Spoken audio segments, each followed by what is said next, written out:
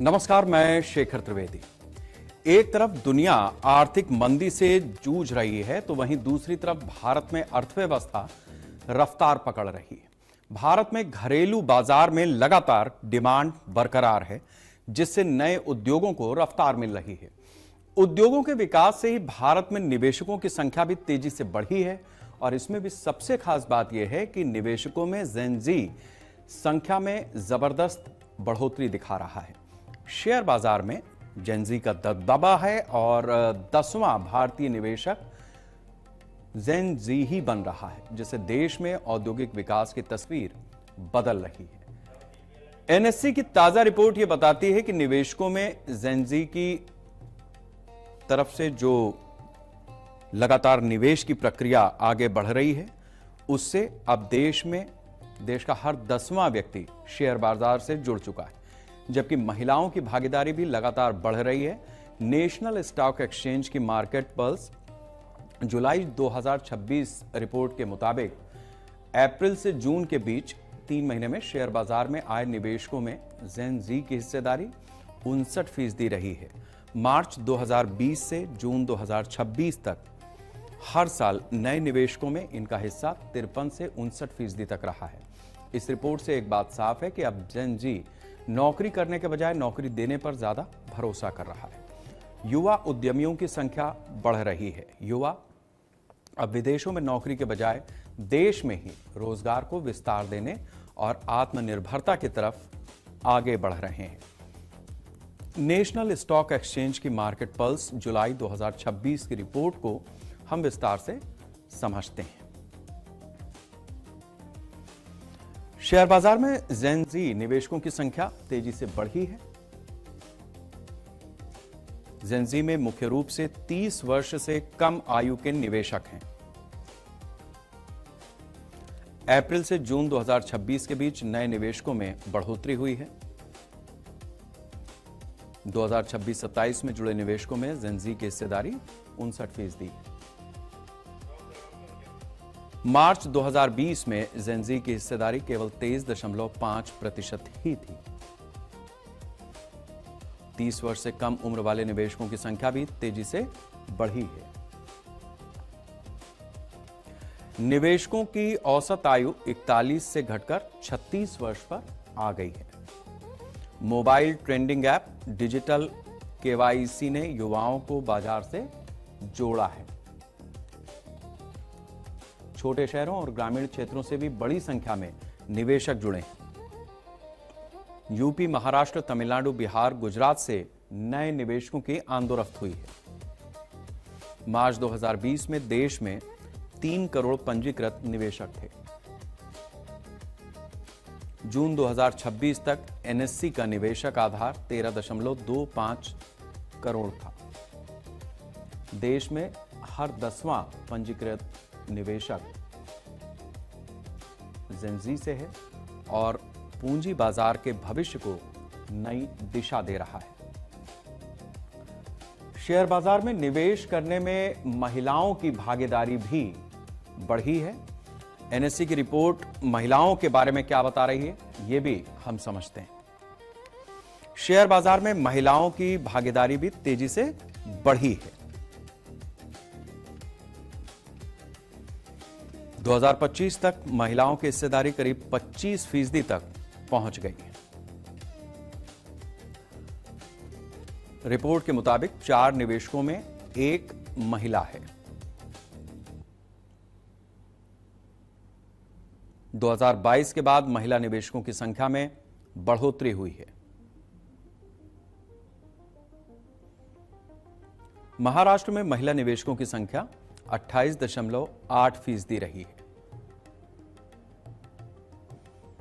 गुजरात में महिलाओं की भागीदारी 28.2% तक पहुंच चुकी है।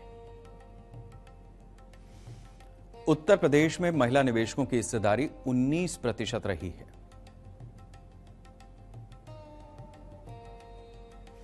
गोवा में महिलाओं की हिस्सेदारी 30% से अधिक रही है। मिजोरम, चंडीगढ़ में भी महिला निवेशकों की संख्या बढ़ी है। दिल्ली में महिलाओं की भागीदारी औसत से ज्यादा है। डिजिटल ट्रेंडिंग ऑनलाइन केवाईसी से महिलाओं की संख्या में बढ़ोतरी हुई है।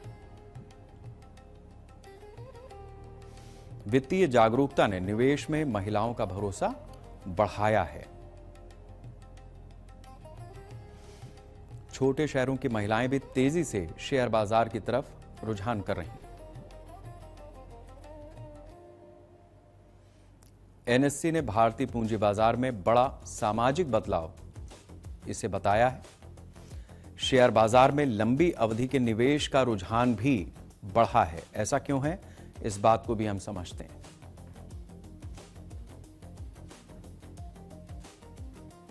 लंबी अवधि में शेयर बाजार पारंपरिक निवेशकों को बेहतर रिटर्न दे रहा है, इसलिए चक्रवृद्धि यानी कंपाउंडिंग का लाभ समय के साथ निवेश को बढ़ाता है। एसआईपी के जरिए छोटी छोटी रकम से नियमित निवेश आसान हुआ है।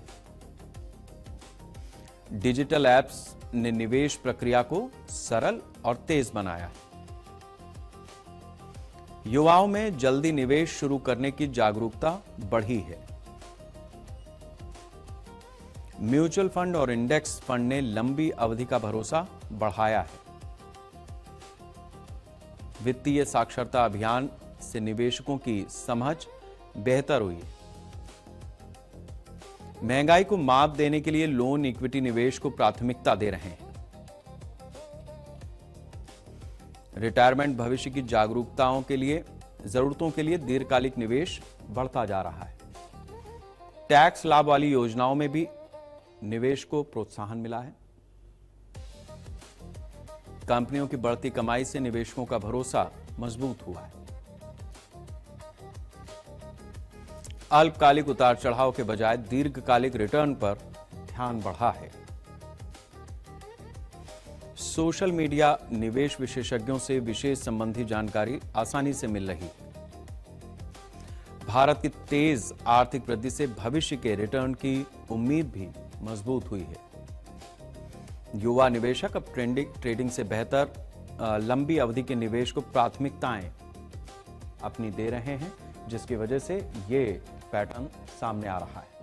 शेयर बाजार में निवेश करने वाले युवाओं में ज्यादातर किन क्षेत्रों में काम करने वाली कंपनियां निवेश कर रही हैं, इस बात को भी हम समझने की कोशिश करते हैं। आईटी कंपनियों में युवाओं का सबसे अधिक निवेश हुआ है। बैंकिंग और वित्तीय कंपनियां युवाओं की प्रमुख पसंद बनी हैं। फिनटेक, डिजिटल भुगतान कंपनियों में भी निवेश बढ़ा है। रक्षा क्षेत्र के शेयरों में भी युवाओं की रुचि बढ़ी है। रेलवे और रेल इंफ्रास्ट्रक्चर कंपनियां लोगों की पसंद बनी हैं। पावर और ऊर्जा कंपनियों में निवेश बढ़ा है। नवीनीकरण ऊर्जा कंपनियां युवाओं को आकर्षित कर रही हैं। रिन्यूएबल एनर्जी, ईवी और बैटरी कंपनियों में भी निवेश बढ़ रहा है। सेमीकंडक्टर और इलेक्ट्रॉनिक्स कंपनियां भी नए निवेशकों की पसंद हैं। फार्मा और हेल्थ केयर में भी निवेशकों का भरोसा बढ़ा है। एफएमसीजी कंपनियों में भी अच्छा निवेश हो रहा है। इंफ्रास्ट्रक्चर और निर्माण कंपनियां आकर्षण का केंद्र हैं। टेलीकॉम कंपनियों में लगातार निवेश बढ़ा है। ई कॉमर्स और इंटरनेट कंपनियां भी युवाओं की पसंद बन रही हैं। एआई और डेटा सेंटर कंपनियों में भी तेजी से युवाओं का रुझान बढ़ा है। क्या भारत में शेयर बाजार की बढ़ती निवेश संस्कृति भविष्य में आर्थिक विकास की नई ताकत बन सकती है? यह भी एक बड़ा पहलू है, एक बड़ा सवाल है। शेयर बाजार में कंपनियों को विकास के लिए पूंजी मिलती है। निवेश बढ़ने से नए उद्योगों की स्थापना आसान होती है। स्टार्टअप और नई कंपनियों को वित्त जुटाने में मदद मिलती है। रोजगार के नए अवसर तेजी से पैदा होते हैं। घरेलू बचत उत्पादकता निवेश में बदल जाती है, जिसकी वजह से ये सेक्टर ग्रोथ करता है। अर्थव्यवस्था में पूंजी निर्माण की रफ्तार भी बढ़ती है। विदेशी निवेशकों का भारत पर भरोसा मजबूत होता है। मजबूत घरेलू निवेशक बाजार को स्थिरता दे रहे हैं। कंपनियों का विस्तार और उत्पादन बढ़ाता है। लोगों में दीर्घकालिक निवेश की आदत इस पैटर्न से विकसित होती है। डिजिटल और वित्तीय समावेशन को बढ़ावा मिलता है। सरकार के विनिवेश कार्यक्रम को भी इससे मजबूती मिलती है। पूंजी बाजार अधिक गहरा और मजबूत बनता है। आर्थिक विकास और जीडीपी वृद्धि को भी समर्थन मिलता है। भारत वैश्विक निवेश और पूंजी का प्रमुख केंद्र बन सकता है। तो इस लिहाज से जिस तरीके की स्थितियां भारतीय शेयर बाजार में नई पीढ़ी के रुझान से देखने को मिल रही हैं, वो ये बताने के लिए काफी है कि हमारे देश में इकोनॉमी को लेकर के, यानी पैसा कैसे तेजी से बढ़ेगा, इस चीज को लेकर युवाओं के बीच में एक अपनी तरह की समझ विकसित हुई है।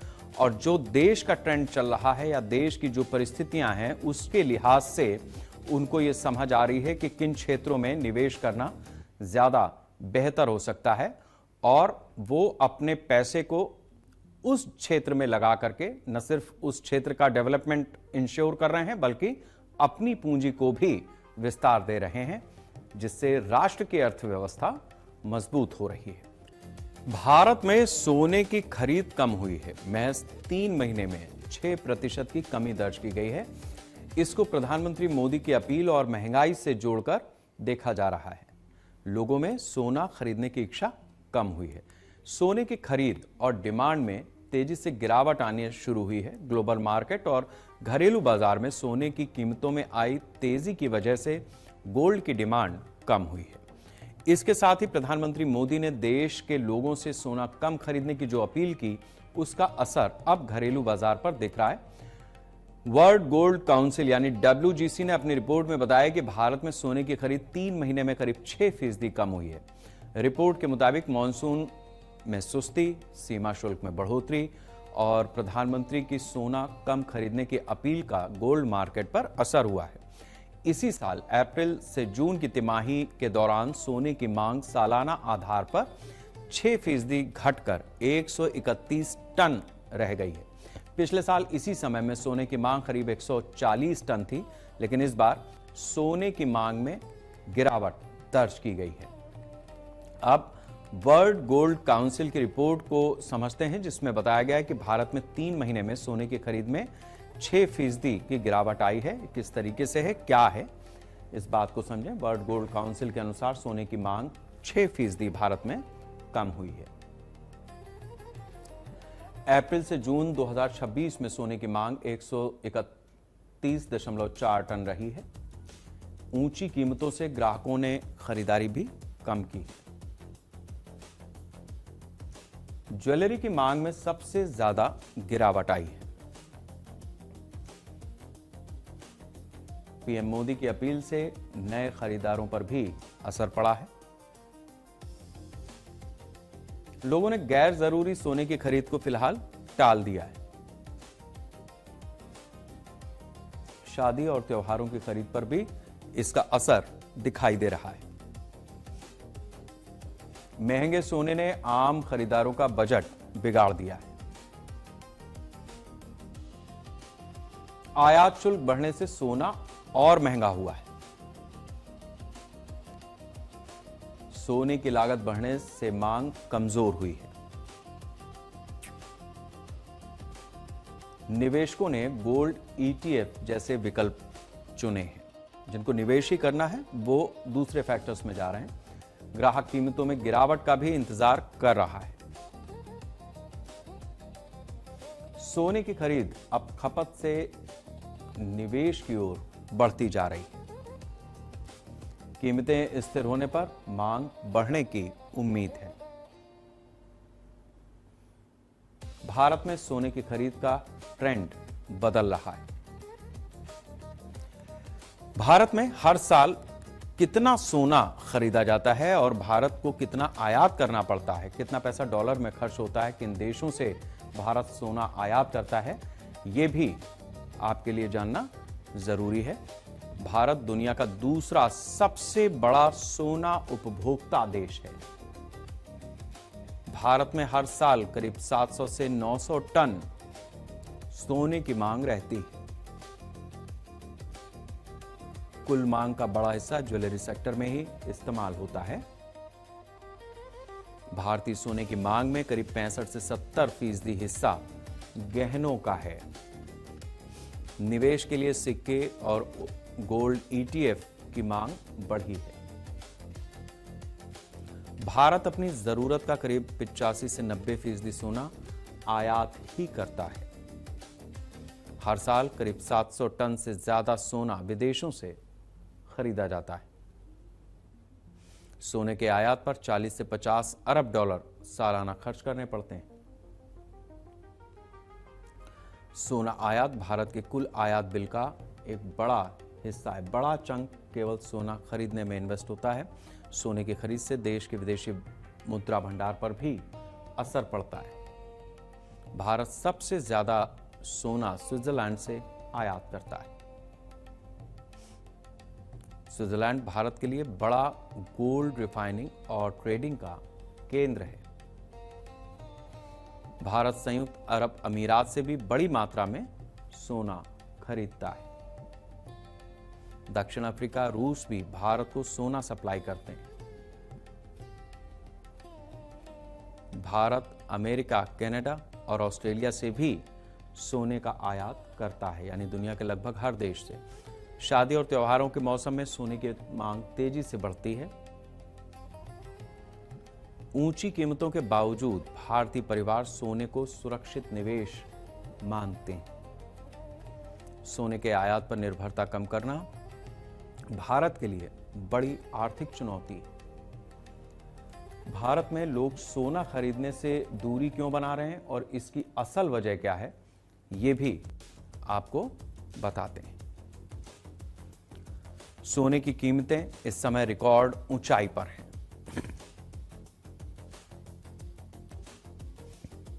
महंगा सोना आम खरीदारों की पहुंच से बाहर हो रहा है। लोग कीमत घटने का इंतजार कर रहे हैं।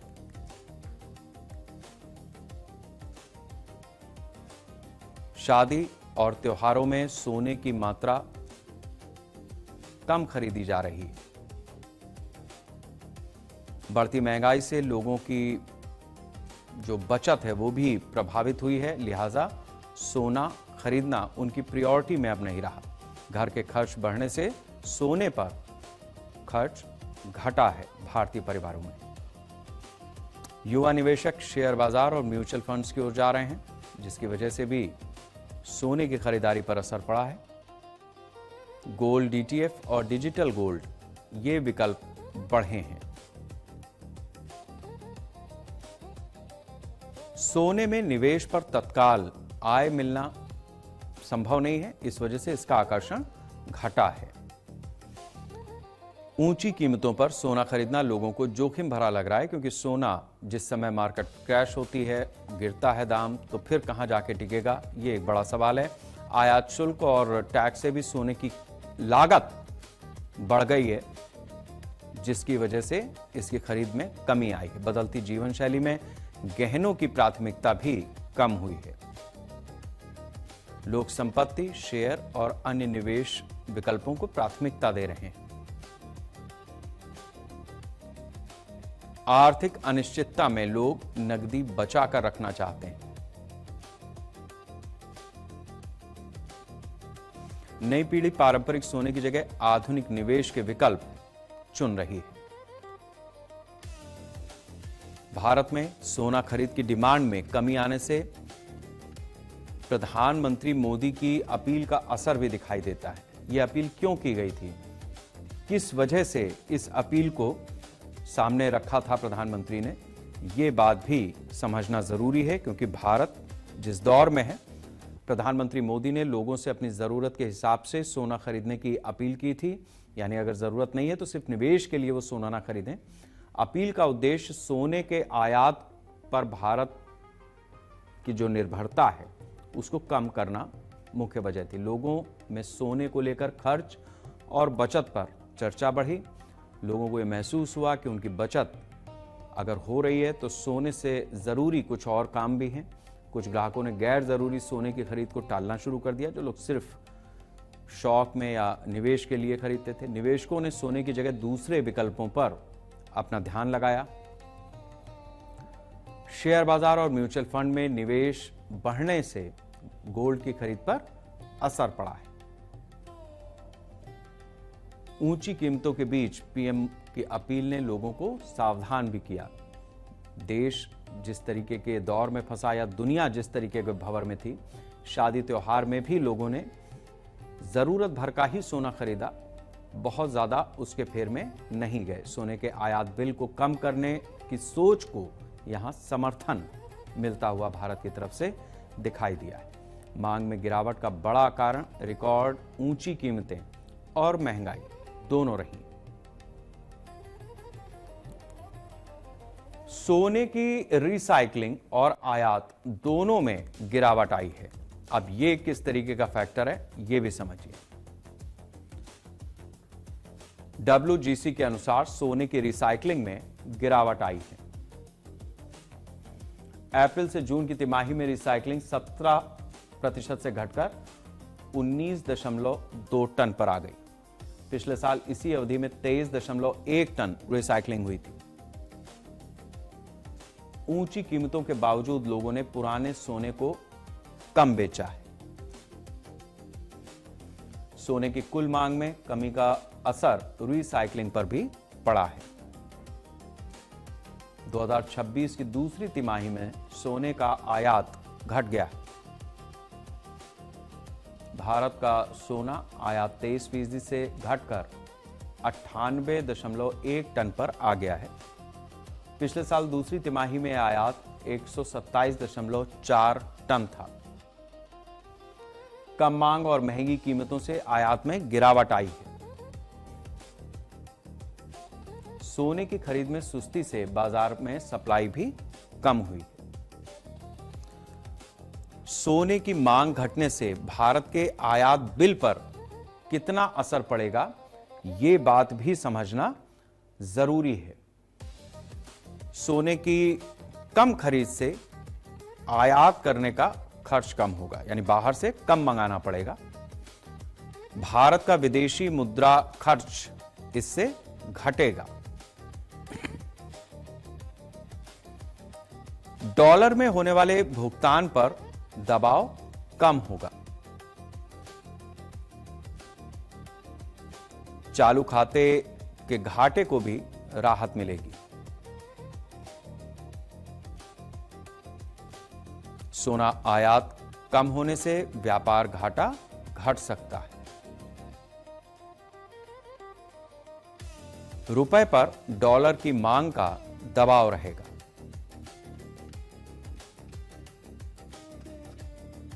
विदेशी मुद्रा भंडार पर इसका सकारात्मक असर पड़ेगा, यानी हमारे पास फॉरेन करेंसी है तो हम और चीजों को जो हमारी जरूरत की उनको मंगा सकते हैं बजाय सोने के।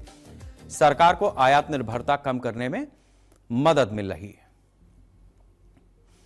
घरेलू बचत अन्य निवेश विकल्पों में जा ही रही है। लंबे समय में भारत की आर्थिक स्थिरता मजबूत हो सकती है। क्या भारतीयों को सोने में निवेश करने का जो नजरिया है वो भी बदल रहा है, ये भी अपने आप में एक बड़ा सवाल है। भारतीय अब सोने को सिर्फ गहनों तक सीमित नहीं रखना चाहते हैं।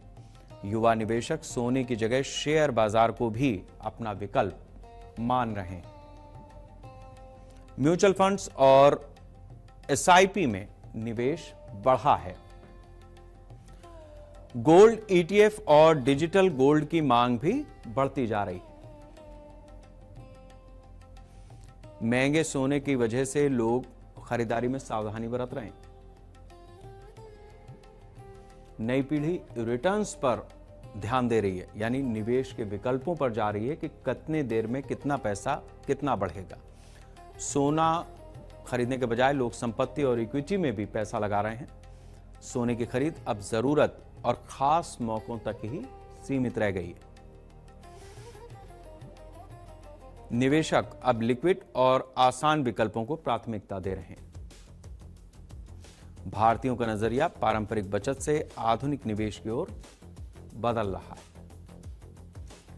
अब यह भी एक सवाल है कि क्या शादी त्योहार में सोने की खरीदारी का ट्रेंड बदल गया है, यानी कुछ और चीजें हैं जिस पर लोग जा रहे हैं या इसी पर टिके हैं।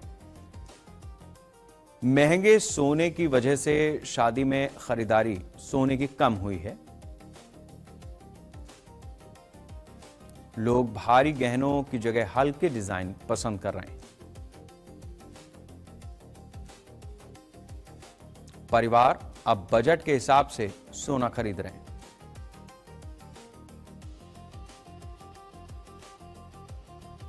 त्योहारों पर सोने की खरीद में सावधानी बरती जा रही है।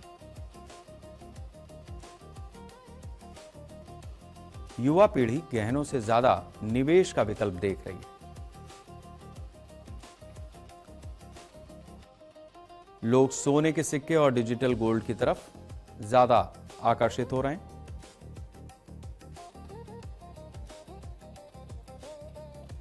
शादी ब्याह में अब जरूरत के हिसाब से ही खरीदारी हो रही है, यानी पहले जिस तरीके से इफरात में लोग अपना इन्वेस्टमेंट करते थे उस तरीके की स्थितियां कम हुई हैं। सोने की कीमत बढ़ने से ग्राहक ऑफर का भी इंतजार कर रहे हैं ताकि कुछ बेहतर ऑफर के साथ में वो खरीदारी करें। पारंपरिक खरीदारी के साथ साथ आधुनिक निवेश का चलन भी बढ़ा है। सोने की खरीद का ट्रेंड अब दिखावे से बचत की ओर आ गया है। सोने की कम मांग से ज्वेलरी उद्योग पर किस तरीके का असर पड़ा है, यह भी हम आपको बताते हैं।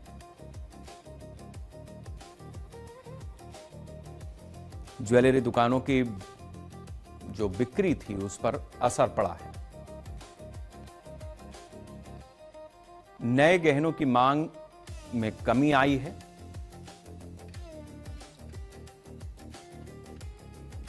छोटे ज्वेलर्स की आय प्रभावित हो सकती है।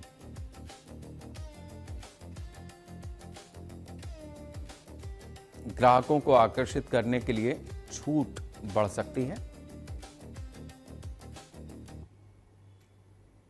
ज्वेलर्स नए डिजाइन और ऑफर ला सकते हैं।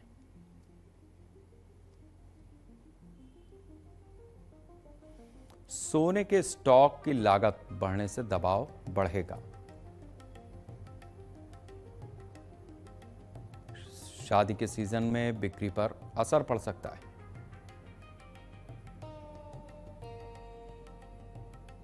ज्वेलरी कंपनियां निवेशकों का भरोसा बनाए रखने की कम कोशिश करेंगी।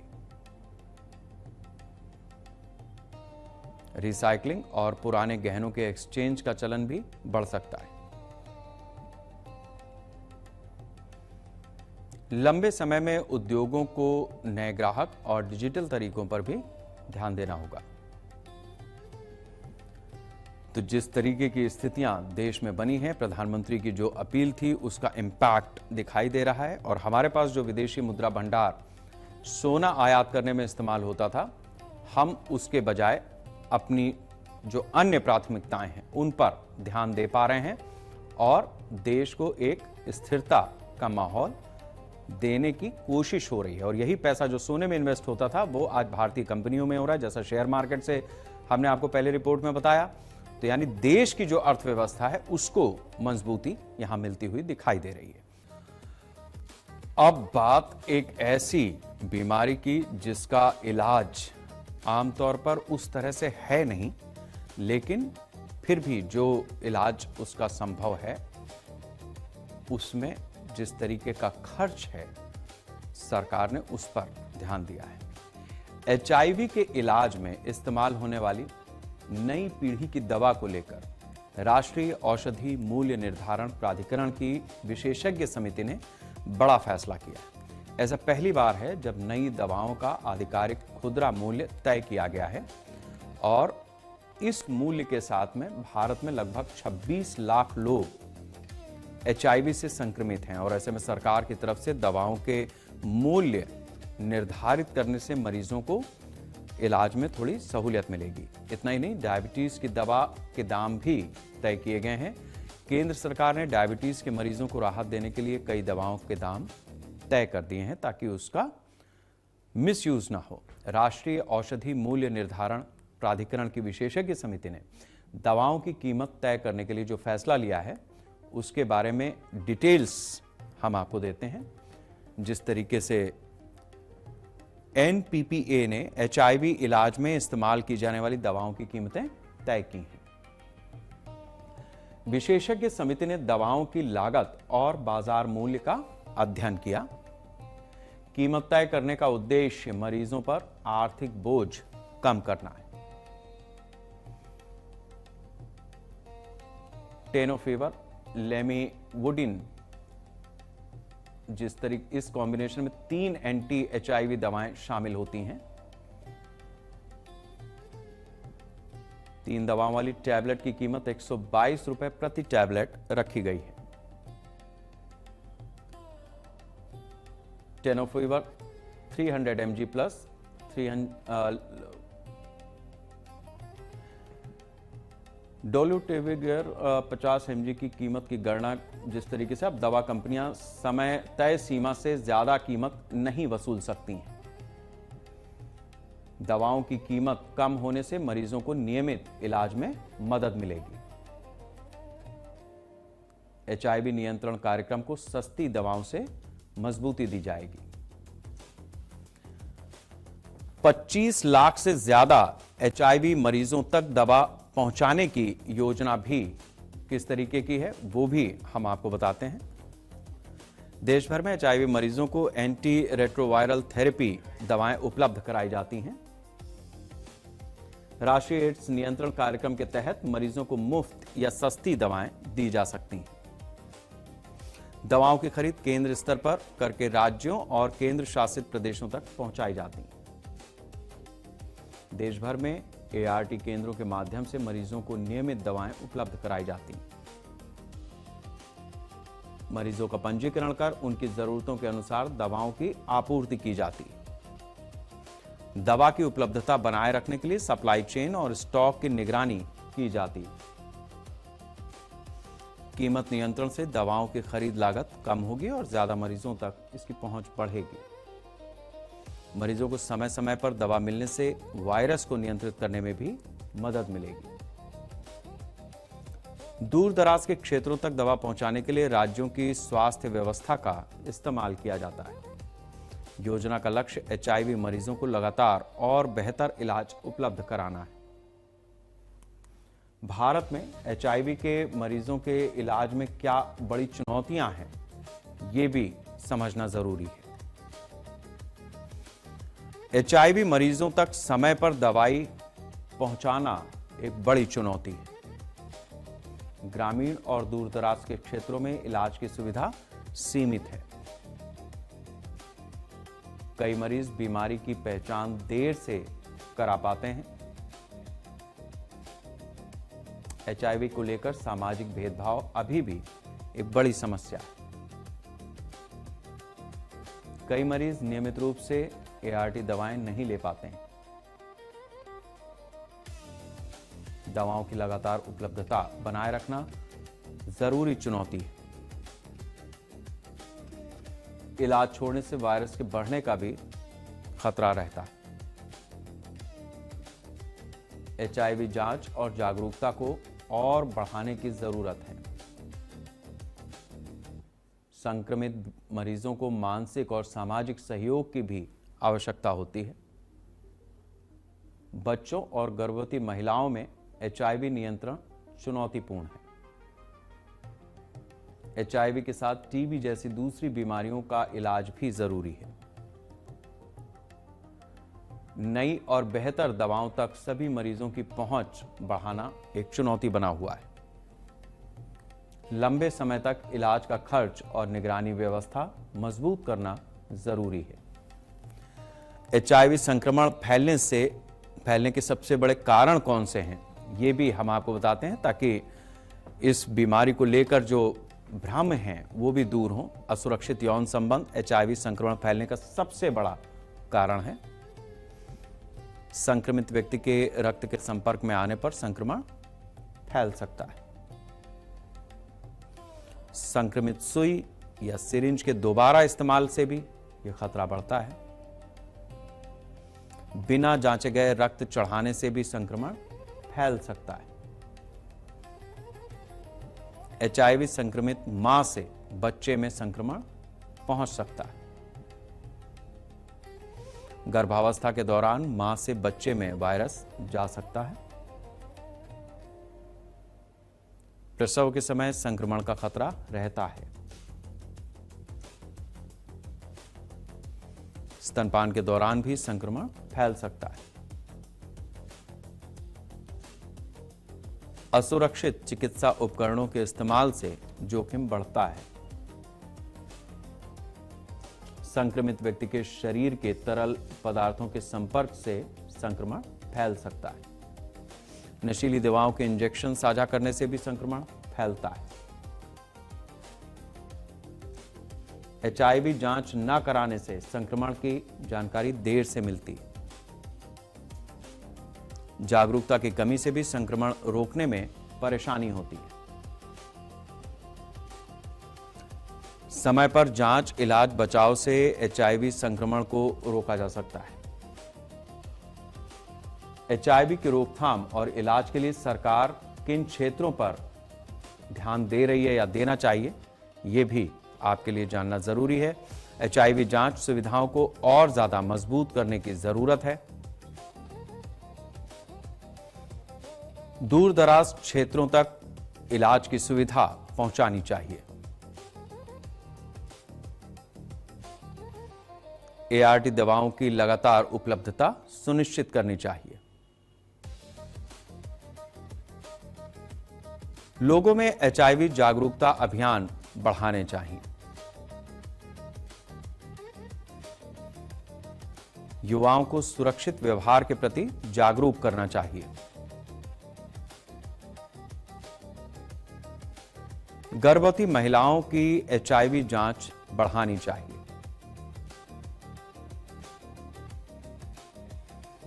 मरीजों के साथ भेदभाव को खत्म करने पर भी ध्यान देना चाहिए। नई और प्रभावी दवाओं तक आसान पहुंच बनानी चाहिए। हाई रिस्क समूहों के लिए विशेष रोकथाम कार्यक्रम चलाने चाहिए। HIV उन्मूलन के लिए स्वास्थ्य बजट और शोध बढ़ाना चाहिए। यानी जो सरकार की तरफ से उपाय किए गए हैं उसके आधार पर यह बात कही जा सकती है कि आने वाले समय में हमारे देश में जो इस तरीके की गंभीर बीमारियां हैं, न सिर्फ उनके मरीजों तक सस्ती दवाएं समय पर पहुंच पाएंगी, बल्कि जागरूकता बढ़ेगी तो इस रोग के संक्रमण को भी रोका जा सकेगा, ताकि इस राष्ट्र का बंधन होता रहे। वंदे राष्ट्र।